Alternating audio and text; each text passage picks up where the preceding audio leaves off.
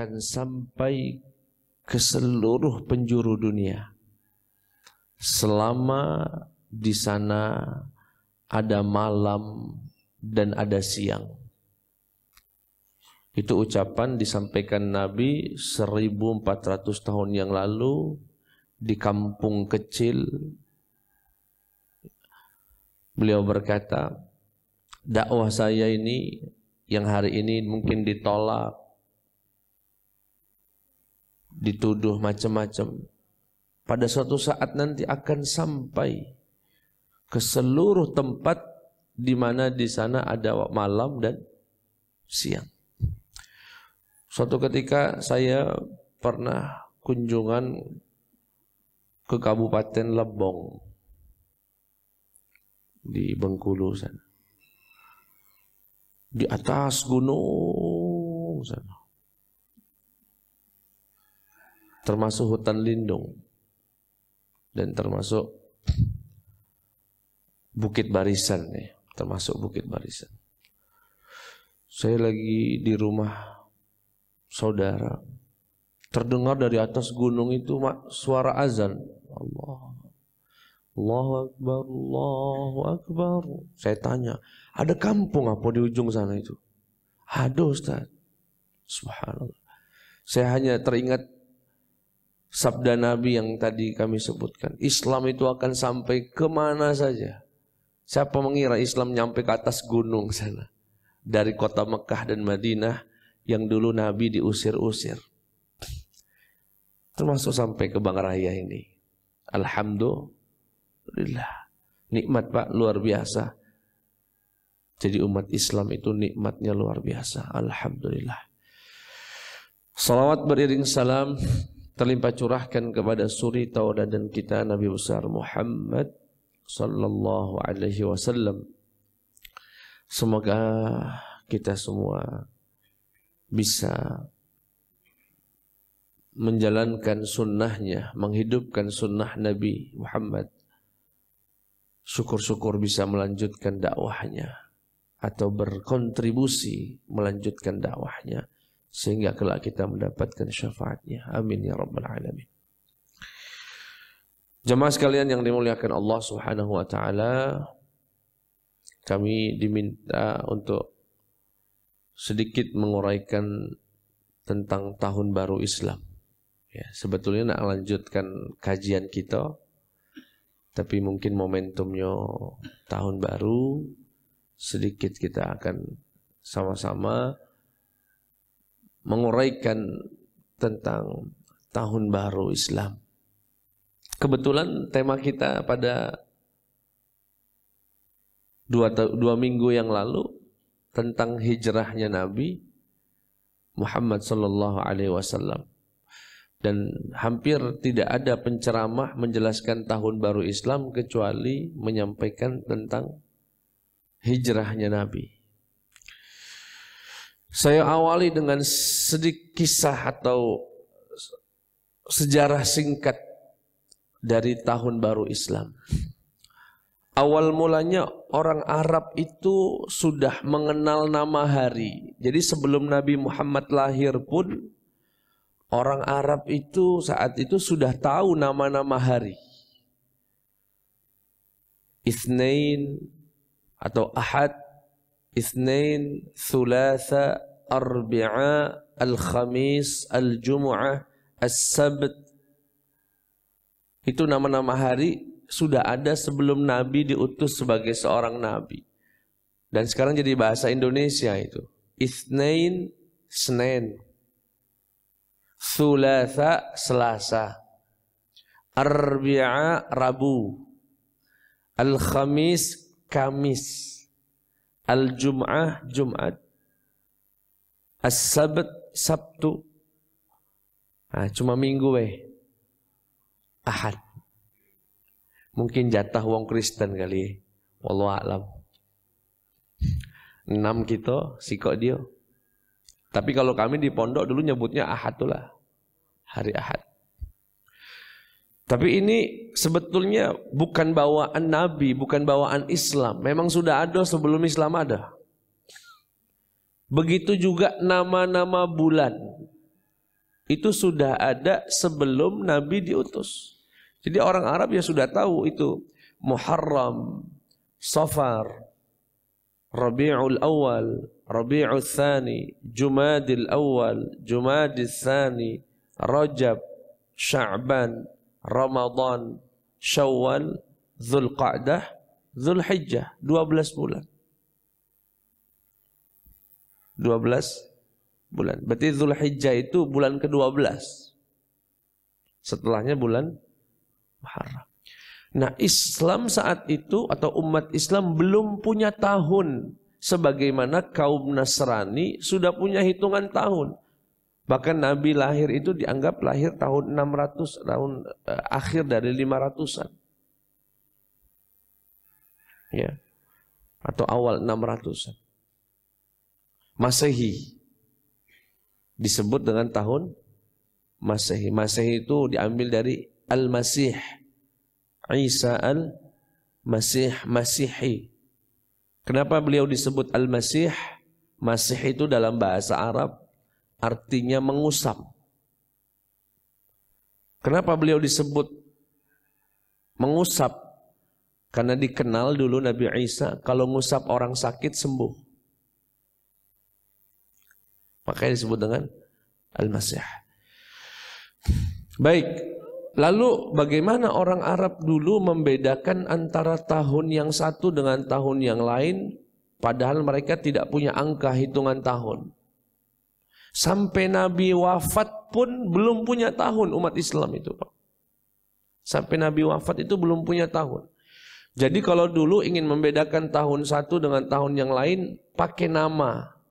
Nama itu diambil biasanya dari kejadian yang sangat fenomenal di tahun itu. Andaikan tahun itu paceklik misalnya, maka mereka akan mengatakan tahun paceklik.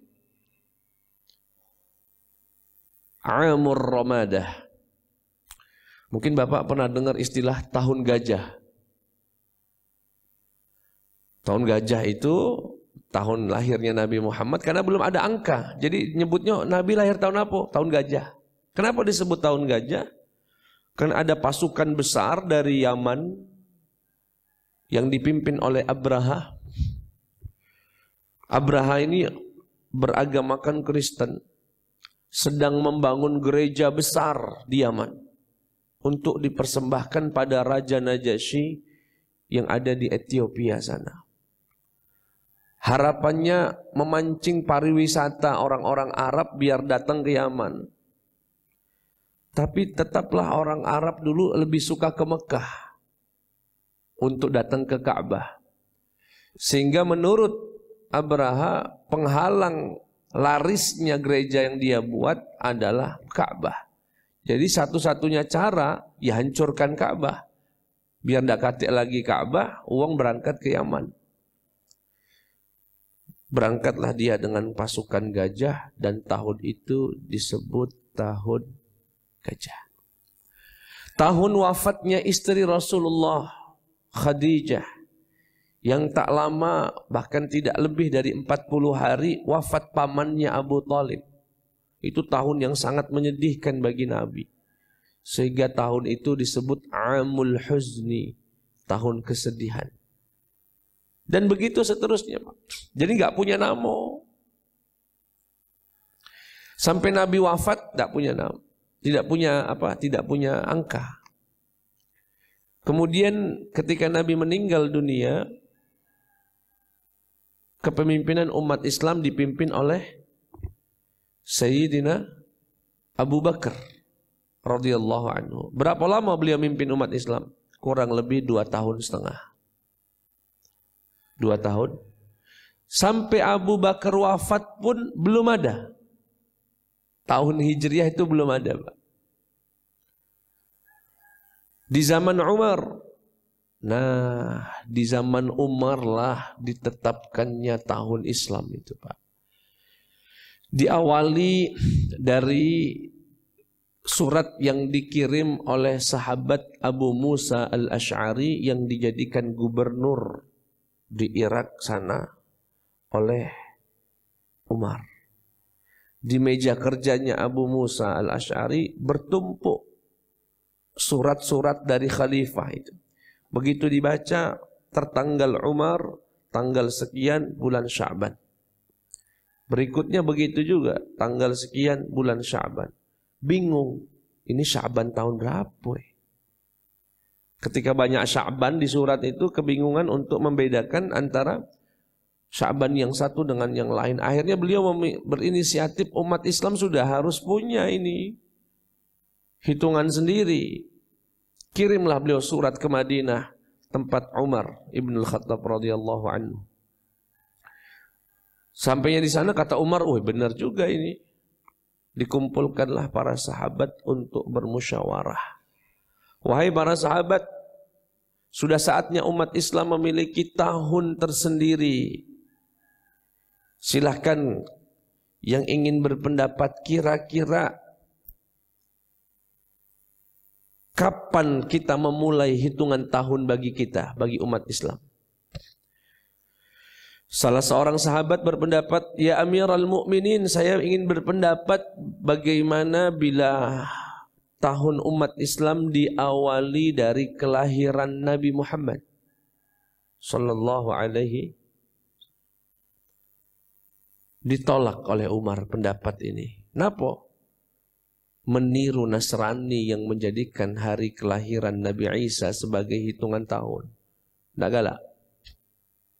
Karena hari kelahiran Nabi Isa dijadikan hitungan tahun. Pendapat yang kedua, ya Amirul Mukminin, bagaimana jika kelahiran ditolak?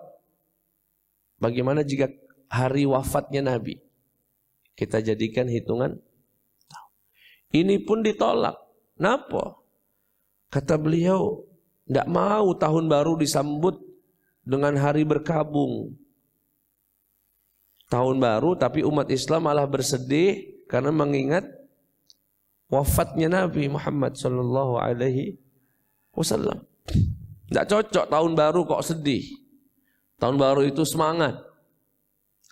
Akhirnya Sayyidina Ali radhiyallahu anhu berpendapat, ya Amirul Mukminin, bagaimana jika hijrahnya kita bersama Nabi kita jadikan sebagai hitungan pertama dalam tahun Islam.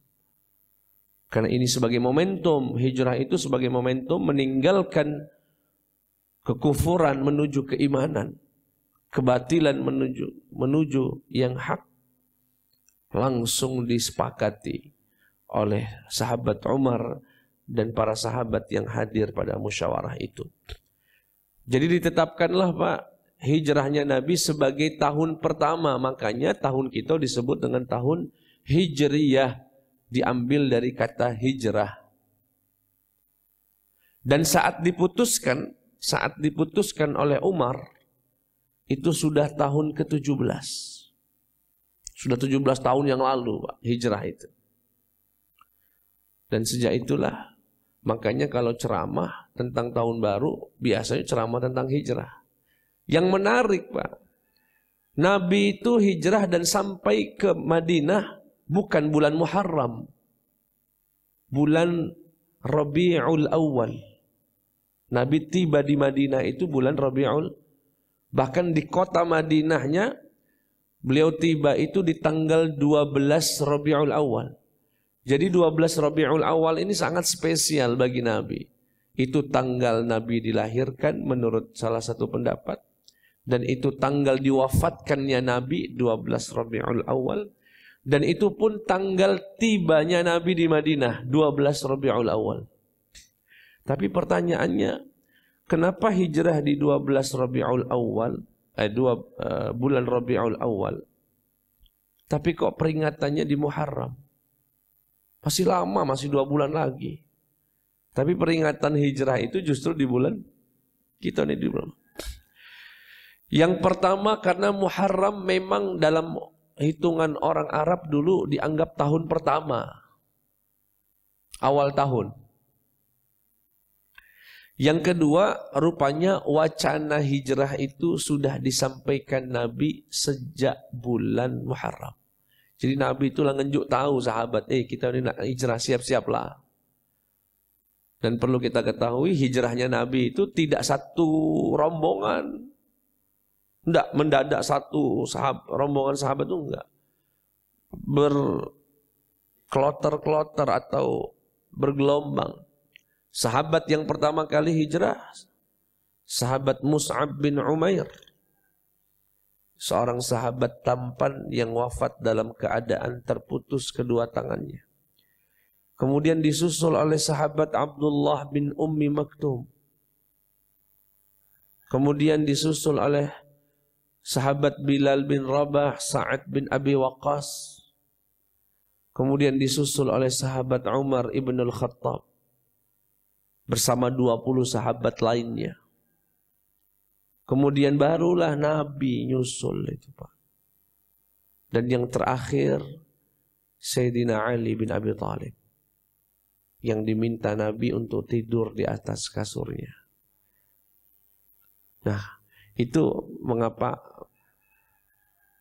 bulan Muharram ini menjadi peringatan hijrahnya Nabi. Karena memang wacana hijrah itu sudah dipersiapkan, sudah diwacanakan sejak bulan Muharram. Yang memang dalam hitungan orang Arab saat itu Muharram adalah tahun Januarinya Masehi. Kurang lebih begitu.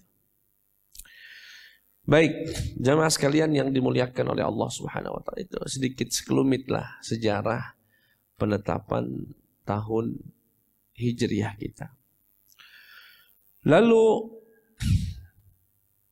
apa yang ingin kami sampaikan, karena ini diminta panitia untuk pengurus Ustadz Kushairi, wongnya mana datang ya,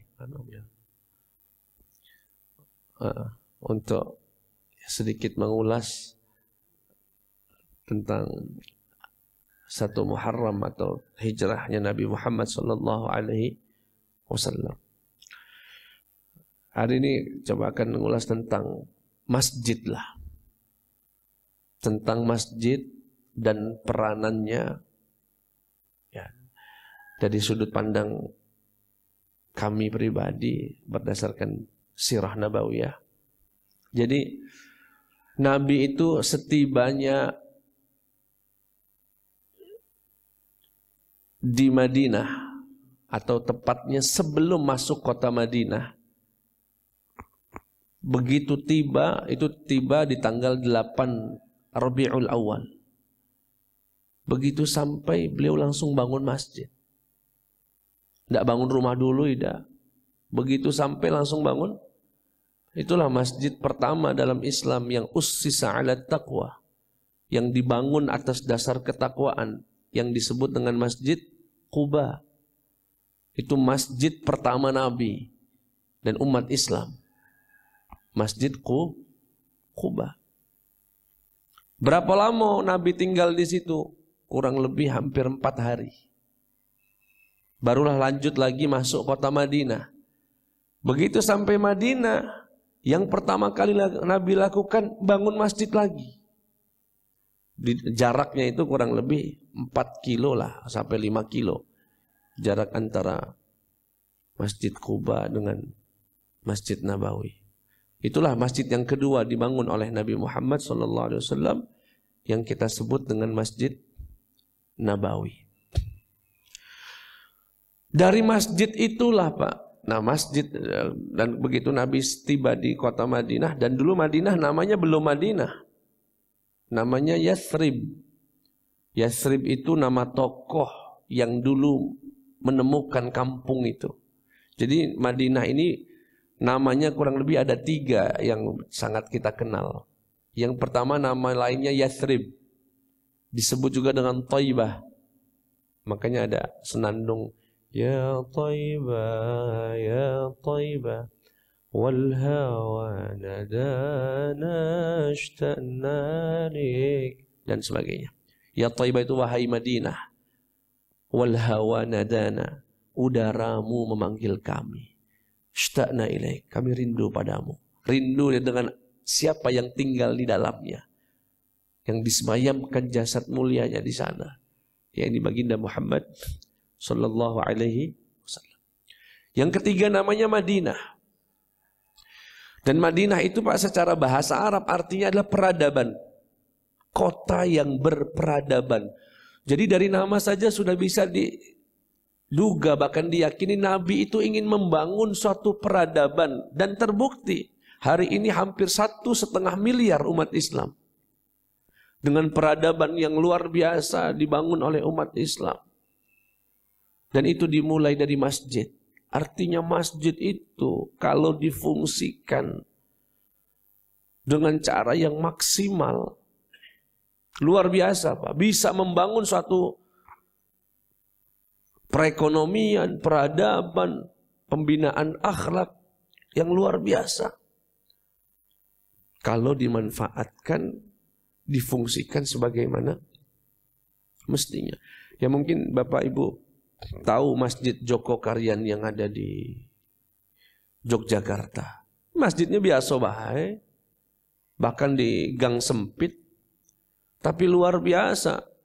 Yang kami tahu ya, kurang lebihnya setiap buka puasa di bulan Ramadan itu 3.000 porsi, tidak kurang. Dan sekarang sudah punya homestay atau bahkan hotel bagi Ibnu Sabil yang nggak punya rumah, datang ke Jogja nggak punya tempat tinggal, silahkan tinggal di masjid itu, sudah disiapkan. Bahkan yang unik, siapapun jamaah yang sholat di situ dan kehilangan barangnya diganti, bukan sendal saja, motor hilang diganti. Tapi jangan diterapkan di sini dulu, ya hilang galau, mendadak hilang galau. Tapi luar biasa Pak, sampai seyakin itu, sampai luar biasa itu. Ya. Karena yang pernah kami dengar, karena mereka ingin menghilangkan stigma kalau masjid itu tempat hilangnya barang. Yuk kita kalau kena ke masjid kan milih sendalnya yang jelek. Dari rumah itu ada sendal bagus, jelek baiklah. Kenapa nak ke masjid? Padahal sunnahnya ngambil yang bagus. Khudhu zinatakum inda kulli masjid. Ambillah hiasanmu setiap ke masjid. Tapi mak mano kagak hilang. Sholat tidak tenang, mikir ke sendal baru pula. Nah itu ingin dihilangkan. Nah lalu apa rahasia kesuksesan suatu masjid? Banyak teori yang disampaikan oleh para pegiat, oleh para pengurus-pengurus masjid. Tapi ini saya secara pribadi melihat satu sisi tersendiri. Masjid itu insya Allah sukses kalau ada 4 sosok. Dan itu yang menjadi pendukung Nabi Muhammad SAW. Masjid itu harus ada sosok Abu Bakarnya, harus ada sosok Umarnya, harus ada sosok Uthmannya, dan harus ada sosok Ali bin Abi Thalib. Maksudnya mana Ustaz? Masjid itu insya Allah akan sukses kalau ada sosok seperti Abu Bakar. Apa sosok Abu Bakar? Tua dan bijaksana. Masjid itu harus ada sesepuhnya. Kalau masjid yang ngurus mudo galo, tidak terkontrol kaget Pak. Harus ada yang tua, yang dituai, yang bijaksana, mengayomi, mengarahkan, bahkan bisa menengahi kalau ada keributan. Wah itu luar biasa sosok. Tapi banyak masjid ada orang tuanya tapi jadi diktator. Ada juga. Kalau bahasa kami tua tapi kolot.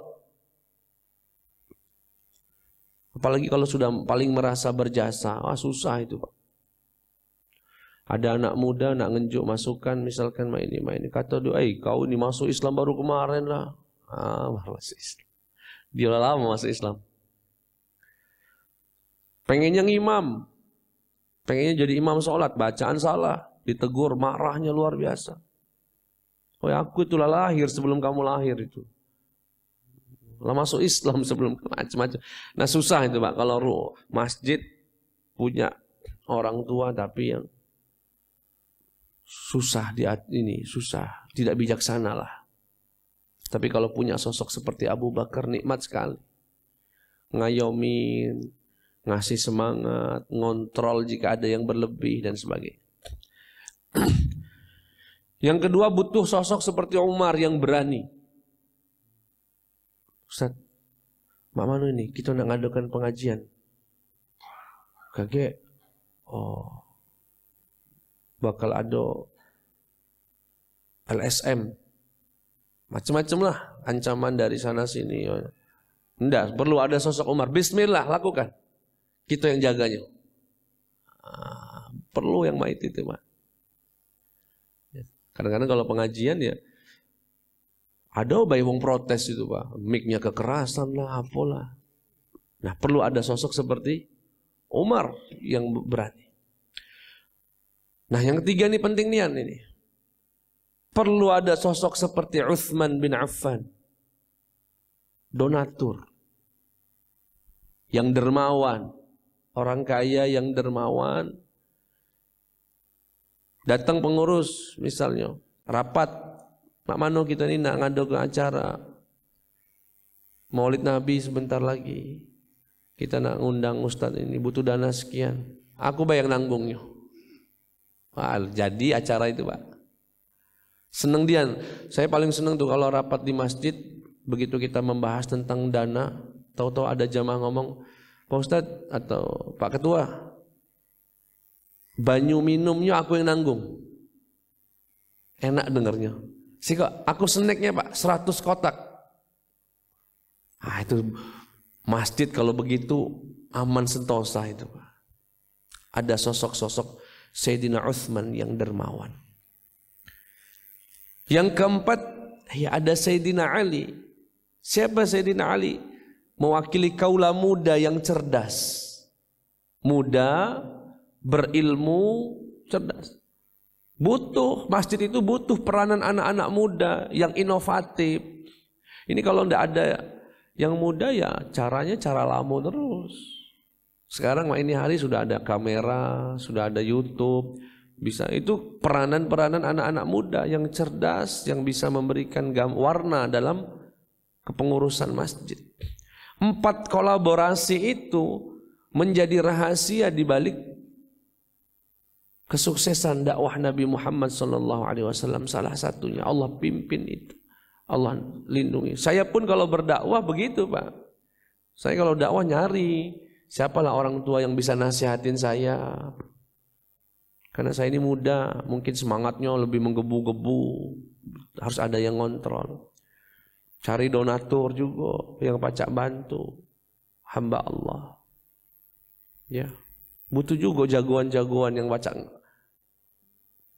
nemeni kita berdakwah itu kan. Apalagi kami di Tangga Buntung, harus ada jagoannya. Kalau tidak, mamano. Kebetulan banyak jagoan yang taubat. Nah itu. Baru datang baru taubat. Pak Ustadz, insya Allah kalau ada apa-apa di sini ngomong baik sama aku. Wah, senang nian ngomong sama itu. Aman kalau sama itu. Aku tanya-tanya siapa dia nih? Mantan jagoan Ustadz. Enaklah itu dakwahnya. 4 orang itu. Kemudian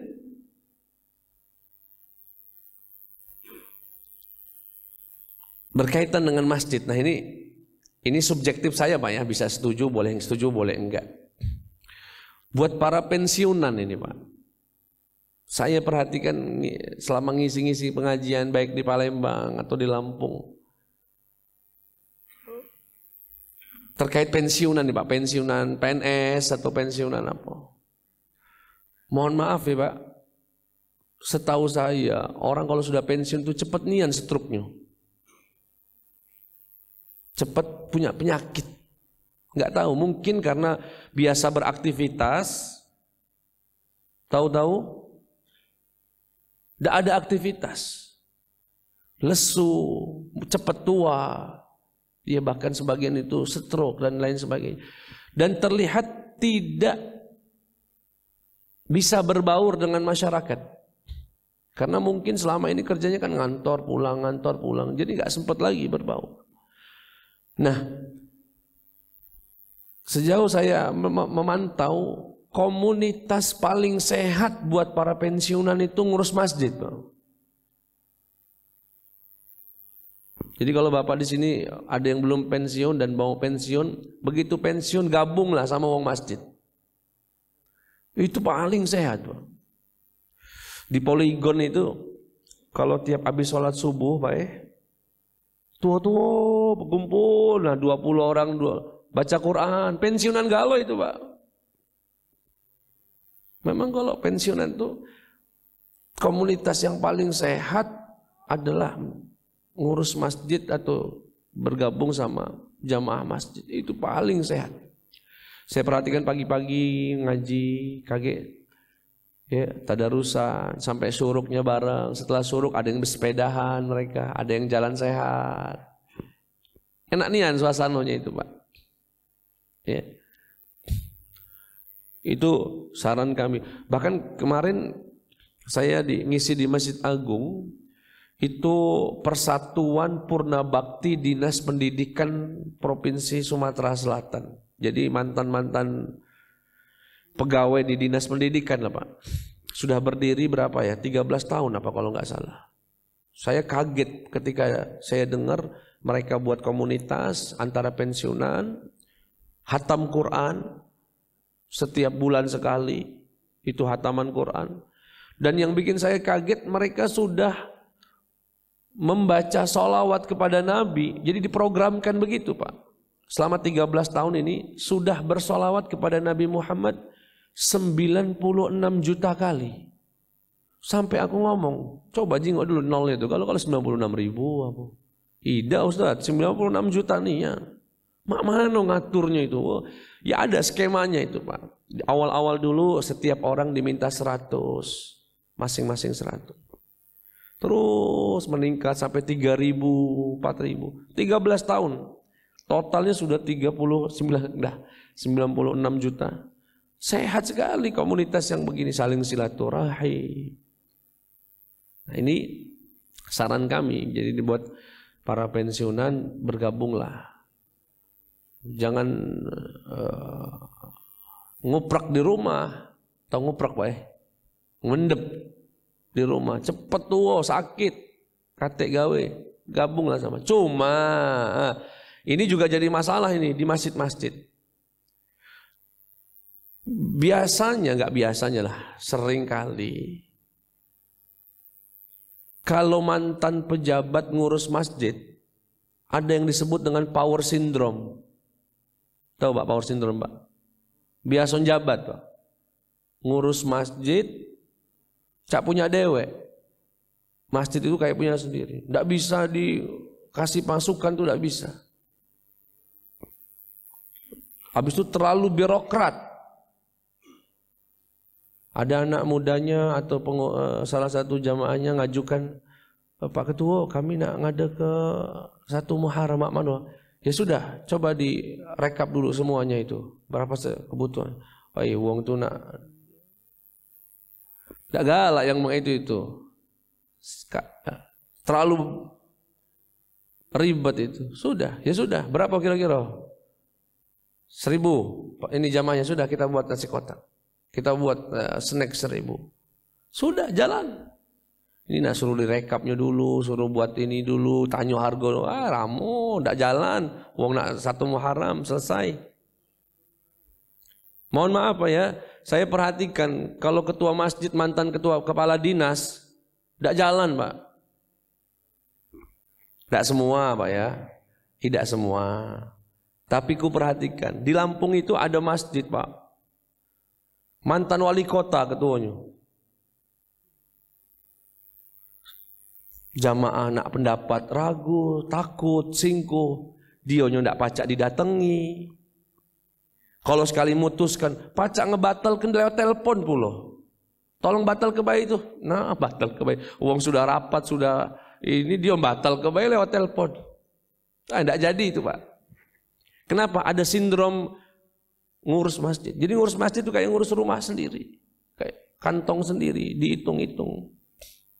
Dan lain sebagainya. Nah jadi kalau kita seorang PNS, mantan pejabat, kemudian ngurus masjid, kalau sudah masuk masjid ya semuanya hamba Allah. Hamba Allah, semuanya sama, kita berpendapat. Makanya ketika saya di Masjid Fajar Siddiq itu diminta sebagai penasehat, ya, penasehat agama. Pas pelantikan pengurus, saya diminta memberikan sambutan singkat waktu itu. Ingat betul ya, 3 tahun yang lalu. Apalah nasihat Ustadz, katanya buat kami para pengurus baru. 2 yang kami sebutkan Pak, buat pengurus masjid. Sebetulnya bisa ditambah karena mintanya singkat. Apa? Ngurus masjid itu butuh ikhlas. Kalau tidak ikhlas berat sekali Pak. Apalagi netizennya kan banyak di luar sana Pak. Kurban banyak, protes. Kurban dikit, protes. Ngadakan maulid, protes. Nggak ngadakan, protes. Netizennya banyak nian. Aduh baik komentarnya, aduh baik kurangnya kita itu. Nah, kalau nggak ikhlas, mental gitu.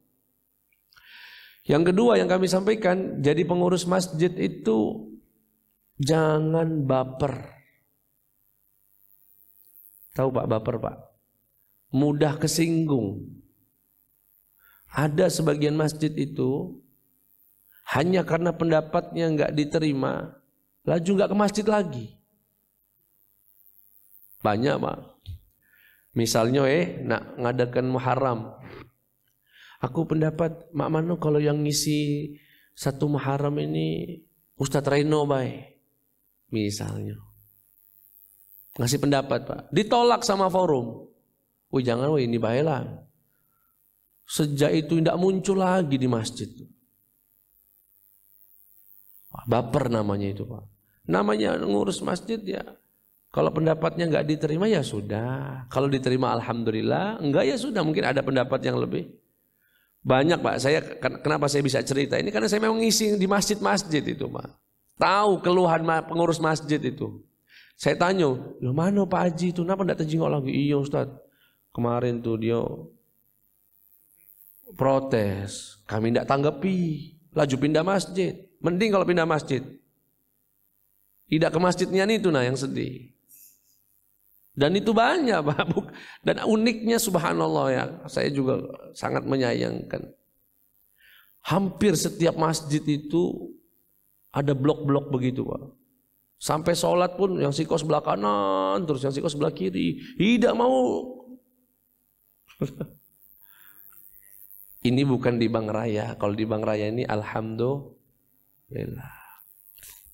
Semoga bisa jadi contoh Bank Raya buat yang lain. Iya. Itu saja jamaah sekalian yang dimuliakan Allah. Jadi jika di sini ada yang pengurus masjid, mungkin di masjidnya masing-masing, di kompleknya masing-masing, coba pantau dari 4 sosok tadi, sudah ada belum 4-4-nya? Kalau belum segera diisi, dicari. Insyaallah. Itu saja, kurang lebihnya mohon maaf. Mungkin 1 pertanyaan boleh kalau ada 1 atau 2.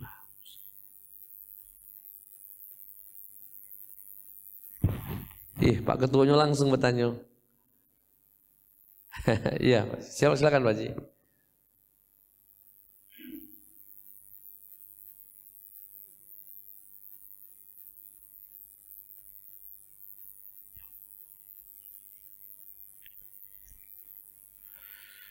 Silakan Pak Ketua. Assalamualaikum warahmatullahi wabarakatuh Ustaz. Jadi menarik.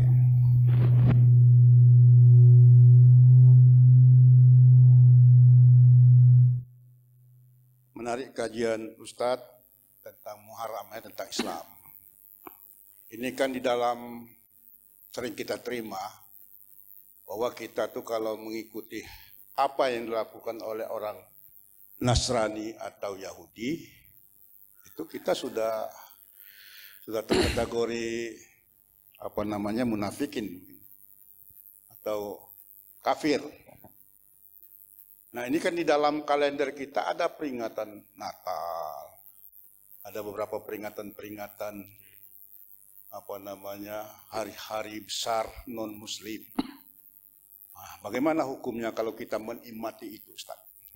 Apakah termasuk mengikuti ajarannya? Dan ada orang berpendapat, itu sudah ketentuan pemerintah. Kalaupun ada terjadi kesalahan, itu urusan pemerintah, bukan dosa kita. Itulah kira-kira Ustaz. Kalau kita ngapa Pak Haji? Ada, kalau kita mengikuti itu katanya. Walaupun itu ajaran non-muslim, apa ketentuan non-muslim seperti memperingati Isa Al-Masih dan sebagainya itu. Iya. Ada perdebatan itu. Kalau kita mengikuti, enggak kafir katanya kita tuh, karena itu sudah ketetapan pemerintah. Jadi tanggunglah dosanya oleh pemerintah. Mana itu kira-kira Ustaz? Iya. Sabda Nabi Muhammad sallallahu alaihi wasallam, "Man tashabbaha biqaumin fahuwa minhum." Barang siapa yang menyerupai suatu kaum, maka dia tergolong dari kaum itu. Artinya kalau dia niru Yahudi, ya dia jadi Yahudi, dia Nasrani. Nah, tapi tafsir hadis ini harus hati-hati, Pak. Ya, tafsir hadis ini harus hati-hati. Apa yang dimaksud menyerupai? Artinya kita diperintahkan untuk menyelisihi. Kan gitu ya, dilarang menyerupai berarti artinya diperintahkan untuk menyelisihi. Nah, pertama, yang kita dilarang untuk menyerupai orang-orang non-muslim adalah di sesuatu yang itu berkaitan dengan ritual keagamaan. Ya, yang berkaitan, kalau orang Nasrani pakai celana, ya, itu kan budaya masyarakat sosial saja. Apakah kita dilarang pakai celana? Ya enggak, pakai saja, enggak ada masalah. Ya. Kalau orang Nasrani misalnya apa kira-kira? Apalah. Pokoknya selama itu tidak berkaitan dengan keagamaan mereka, maka tidak ada masalah. Itu sama saja, itu tukar budaya, ya, nggak ada masalah. Jadi yang dilarang, yang diharamkan adalah menyerupai mereka pada ritual-ritual yang berkaitan dengan keagamaan. Yang kedua, Pak, nah ini yang menarik, ini ditafsirkan oleh Syekh Abdul Ba'ith Al-Kattani, ulama dari Alexandria. Saya punya bukunya, namanya Bara'atuz Zimmah. Beliau katakan, yang dimaksud menyelisihi orang Yahudi, Nasrani, dan non-Muslim, menyelisihi itu bukan berarti meninggalkan saja. Jangan dipersempit makna menyelisihi itu artinya meninggal. Menyelisihi itu artinya berbeda. Kita diminta untuk berbeda dengan orang non-muslim. Berbeda itu bisa dengan menambahi, mengurangi, mengganti. Itu makna menyelisih itu, Pak. Misalnya dulu orang-orang Yahudi misalnya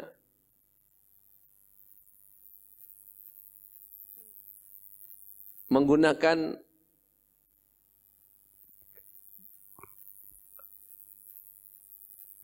jenggot misalnya. Ya. Kumis. Sudah. Sama Nabi, panjangkanlah jenggot. Saya lupa contoh yang dari Nabi itu berkaitan dengan celana. Ya, berkaitan dengan celana. Atau misalnya orang Yahudi, orang Kristen punya budaya ulang tahun misalnya. Kita harus Nah, cara menyelisihinya gimana, Ustaz? Ya bisa dengan tidak melakukan sama sekali, itu menyelisihi. Tetapi cara menyelisih itu bukan dengan segitu. Andai kan mau mengadakan ulang tahun misalnya, tapi diganti dengan mendatangi panti asuhan, mengumpulkan anak-anak yatim, membawa makanan, kemudian berkata kepada mereka, hari ini Allah kurangi jatah umur saya setahun. Mohon doanya semoga di umur yang boleh nggak Ustaz yang begini? Boleh, nggak ada masalah. Apakah itu dianggap menyerupai Yahudi atau Nasrani yang ulang tahun? Enggak. Itu sudah termasuk menyelisihi. Jadi cara menyelisihi orang Yahudi dan Nasrani itu bisa dengan meninggalkannya nggak sama sekali, atau melakukannya tapi ditambah, dirubah, atau dikurangi, dan itu sudah termasuk makna dari menyelisihi orang Yahudi dan Nasrani. Nah kalau masalah Natalan, yang penting kita tidak ikut acaranya, kita tidak meyakini apa yang mereka yakini, ya insya Allah aman. Kalau ikut libur mak mana Ustaz? Ya libur Allah. Nak begawe di hari itu kaget dianggap uang. Hah? Lucu nak kira-kira ke kantor tanggal 25 itu? Lucu. Memang libur. Jadi nggak ada masalah kalau masalah liburnya. Tapi yang nggak boleh adalah mengikut serta. Ini kemarin dapat video di mana? Di Morein nih Mapoy. Yang baru viral. Mengisi acara dalam peresmian gereja. Mana? Umat Islam. Itu udah campur aduk itu Pak. Nggak benar. Ya. Toleransi itu bukan itu. Toleransi itu Pak. Ini versi saya ya. Versi yang saya ikuti. Toleransi itu artinya tidak mengganggu. Wong nak Natalan lah jelas itu. Saya nggak ganggu. Tapi bukan ikut. Kalau sudah ikut itu namanya sudah campur aduk. Begitu kurang lebih. Wallahu a'lam. Begitu Pak Haji. Jadi nggak apa-apa ya kalau kita liburan di hari Natal. Bukan karena Natalnya memang tanggal merah. Nak mana nak kerja tanggal merah. Kata wong kurang secanting. Silakan Pak. Dua-duanya.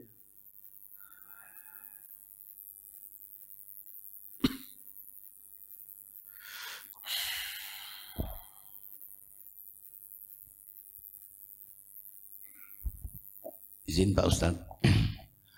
Assalamualaikum warahmatullahi wabarakatuh.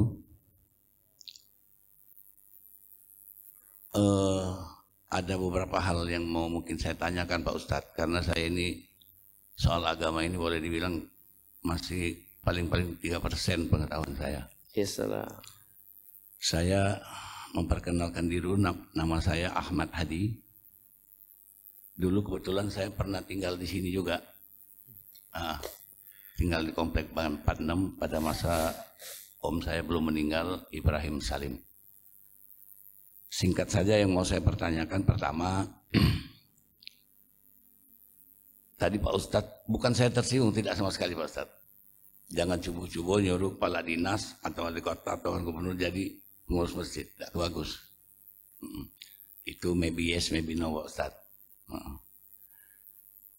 Saya ingin bertanya permasalahan keislaman kita dalam bersatu.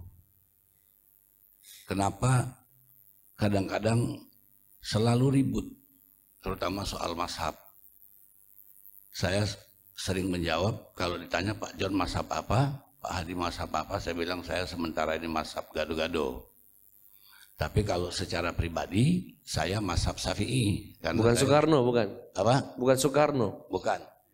Kalau saya tinggal di Jakarta sekarang Pak, saya hobinya keliling-keliling masjid begini untuk ya sedikit belajar lah Pak. Kalau di sana saya kelompoknya Majelis Taklim Habib Salim Al-Hadad. Masya Allah.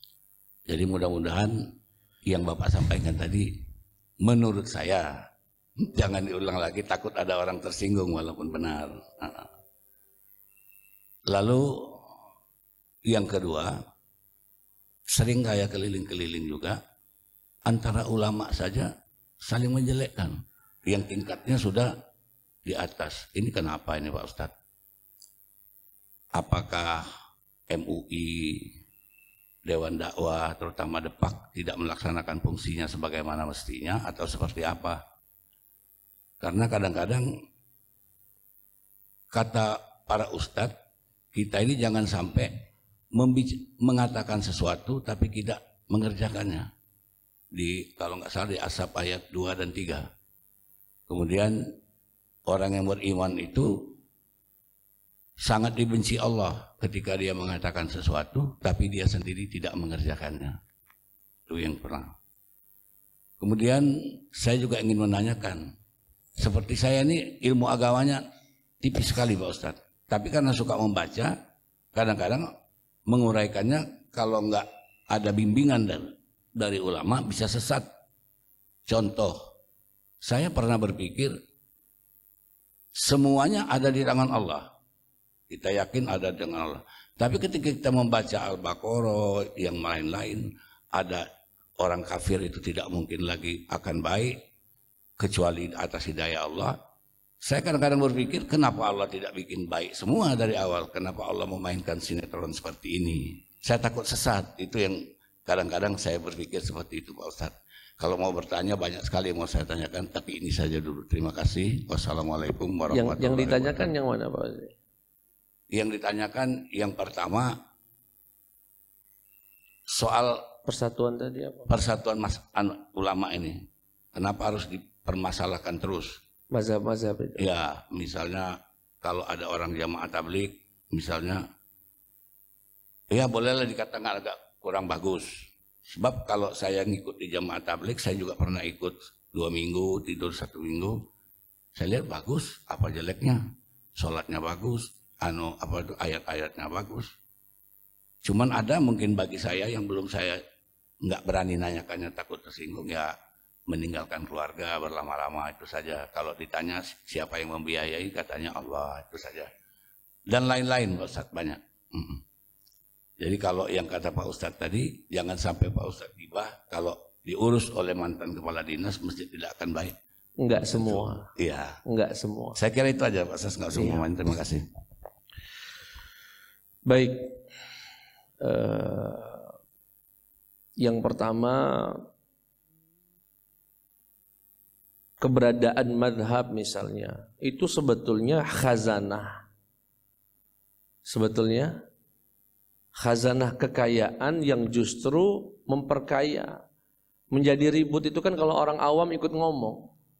Coba yang awam tidak usah ikut ngomong, biarkanlah. Tinggal melok, milih siapa, sudah. Kebetulan kami pendidikannya perbandingan madhab, Pak. S3 kami pun perbandingan madhab. Jadi justru kalau tidak ada madhab-madhab, semuanya satu warna, susah sekali. Saya kasih contoh. Dalam mazhab Imam Malik itu wajib hukumnya membasuh seluruh kepala. Sekarang kalau Bapak tinggal di Serbia sana, tinggal di Dagestan, yang minus dinginnya 30 derajat Celcius, basuh kepala kalau mati wong Pak. Makanya Dagestan itu mazhabnya Syafi'i. Kenapa? Cukup sedikit baik sudah sah. Jadi solusi enggak, Pak? Justru kehadiran madhab itu kalau bisa dipahami dengan baik bisa menjadi solusi, bukan jadi masalah. Bersentuhan dengan istri, kita di Indonesia bermadhabkan Syafi'i, batal. Tapi kalau cuma satu itu saja, lalu gimana kalau lagi haji? Sedangkan istri kalau nggak dipegang, paca hilang. Ada madhab lain yang mengatakan bersentuhan dengan istri tidak membatalkan selama tidak mengandung syahwat. Jadi solusi pindah madhab itu. Jadi justru kehadiran madhab itu seyogianya untuk memberikan solusi karena kondisi itu tidak selalu sama. Kondisi itu selalu berubah-ubah. Ini fungsi madhab. Dan Allah Maha tahu tentang itu, Pak. Tapi itu pun hanya di ranah-ranah fikih. Kalau di ranah akidah nggak ada madhab. Kalau nggak benar ya sesat. Kalau di akidah. Jadi kalau di fikih tidak. Makanya kalau di fikih, Pak, pernah kami sampaikan, antara madhab itu hanya 2 kemungkinan. Kalau nggak dapat pahala 1, dapat pahala 2. Bukan kalau nggak dapat dosa atau pahala, enggak. Kata Nabi, idza ijtahadal hakim fa asaba falahu ajran wa idza akhta'a falahu ajrun. Jika para mujtahid, para ulama itu berijtihad, kalau benar dapat 2, kalau salah dapat 1. Jadi kemungkinannya itu kalau enggak 2, 1, bukan kemungkinannya kalau enggak dosa pahala. Jadi kalau Bapak nak melok Hanafi, kaget di akhirat kalau enggak 1 ya 2. Bukan dosa sama pahala. Enak sebetulnya, Pak. Salahnya baik dapat pahala. Dan memang itu menjadi solusi. Nah, menjadi tidak solusi gimana? Orang awam melok ngomong, enggak, yang benar itu enggak ada kunut. Bid'ah galau yang enggak. Sudah selesai. Padahal kalau orang berilmu seperti Buya Hamka, begitu dia datang ke pondok pesantren Nahdlatul Ulama diminta jadi imam sholat, beliau kunut. Santai saja, karena beliau tahu, andai kan kunut ini salah, dapat 1 saya. Imam Syafi'i yang mengatakan kunut subuh itu sunnah, pernah datang ke Irak, ke masjid di mana tempat murid-muridnya Imam Abu Hanifah, diminta jadi imam, tidak kunut subuh beliau, ditegur sama jamaah. Loh, bukankah madhabmu kunut? Iya, aku ingin menghormati kalian. Andaikan pun salah Imam Syafi'i tidak kunut, dapat 1 pahala, enak Pak, salah pun dapat 1. Jadi bukan dosa. Nah, kapan mulai ribut? Wong awam berlagak berilmu. Susah Pak. Makanya saya unik Pak ya, orang awam. Awam itu kan ini Pak ya, relatif. Saya ini awam di bidang teknologi, di bidang kedokteran. Tapi insya Allah kalau di bidang agama, terutama di bidang fikih, ya saya sedikit menguasai. Nah, saya tidak berani ngomong masalah dokter, kesehatan, diam saya. Kebetulan istri saya dokter. Jadi kata istri, kakak itu udah harus istirahat, minum obatnya. Manut, tidak boleh saya ngomong apa. Memang dia yang lebih tahu dari saya. Di bidang, nah masalahnya manusia ini tidak berani masuk ke wilayah kedokteran, wilayah konstruksi, wilayah apa. Tapi kalau masalah agama, melo-galo. Agama ini seperti tidak punya spesialisasi, semuanya nak ngomong. Fatwa MUI aja bisa dikomentari, ngaji tidak pernah. Apa dia MUI ini sesat dia nih. Padahal ngaji saja belum lurus, dan itu terjadi. Makanya saya senang dengan Gus Baha itu Pak. Beliau menyarankan, mohon maaf ya, bukan bahasa beliau saja. Kadang-kadang ulama itu harus sedikit sombong juga, dikit-dikit. Sombong itu bukan maksudnya sombong ini. Dokter spesialis itu kan naruh pelang depan rumahnya Pak. Dokter spesialis gigi, dokter spesialis kandungan. Maunya ulama juga masang depan rumahnya itu. Untuk masalah fikih aku pasang pelang depan. Ustadz spesialis fikih. Jadi di kampung ini nggak boleh ada nanya fikih kecuali sama saya. Seperti halnya nggak boleh periksa gigi kecuali sama dokter gigi. Cocok saya itu Pak. Cuma malu juga aku nak nulisnya Pak. Seharusnya gitu Pak. Dokter bidang tafsir. Jadi di Palembang ini nggak boleh nafsir kecuali lewat beliau. Konsultasinya ke beliau. Clear, jelas itu Pak. Oh ini ustadznya tafsir. Oh ustadz ini ahli hadis. Buat pelang depan rumahnya. Maunya begitu. Agar jangan sampai ada orang berani ngomong bukan bidangnya. Memang ada dokter gigi berani buka kecantikan Pak. Tidak berani, langsung ditutup sama pemerintah. Dokter SPOG tapi ngurusin misalnya gigi. Sama. Luar biasa, di dalam bidang-bidang ilmu yang lain menghormati spesialisasi itu terasa. Tapi di bidang agama ini hampir nggak terasa karena semua orang nak ngomong, komentar. Artis baik ngasih pendapat dan lain sebagainya ya Pak ya. Jadi, terus ke masalah tadi mungkin kalau agak tersinggung saya mohon maaf Pak ya. Masalah kepala dinas itu. Saya menyampaikan kasus tertentu saja, tidak semua. Ada juga kepala dinas kalau mimpin link-linknya bisa bermanfaat untuk masjid. Dia pacak ngontek-ngontek orang-orang penting, ya manfaat. Cuma yang saya tidak pas untuk yang hati-hati sebagai bentuk hati-hati, power syndrome yang nggak boleh dibawa ke dalam masjid siapapun, ya. mantan siapa, ya. Termasuk dalam dunia kampus saya kebetulan dosen, ya kalau saya kaprodi, kalau sudah masuk dosen bukan kaprodi lagi, kalau sudah masuk masjid, ya sudah punya forum dan lain sebagainya. Jadi sekali lagi perbedaan yang ada itu sebetulnya positif dan bisa dimanfaatkan untuk kekuatan khazanah keislaman, ya bisa menjadi solusi. Itu saja, kurang lebihnya saya mohon maaf kepada Allah, mohon ampun. Kita tutup dengan doa kafaratul majlis. Subhanakallahumma wa bihamdika Asyhadu an la ilaha illa anta astaghfiruka wa atubu ilaih. Wassalamualaikum warahmatullahi wabarakatuh.